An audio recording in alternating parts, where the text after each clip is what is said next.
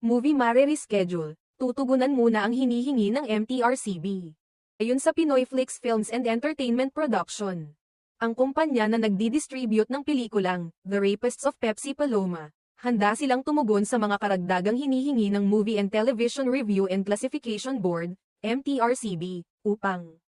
makuha ang bagong playdate ng pelikula. Sa isang pahayag, sinabi ng MTRCB na hindi nila maaaring i-review ang pelikula hanggat hindi nakakapagbigay ng certificate o clearance of no pending criminal, civil,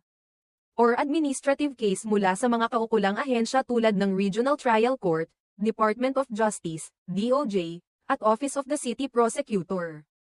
Kaya't nagdesisyon ang Pinoy Flix Films na mag-request ng mga kinakailangang dokumento upang matugunan ang mga hinihingi ng MTRCB. Sa isang panayam sa Inquirer, sinabi ni Jose Olineris, ang presidente ng Pinoy Flix Films, na kanilang isusumit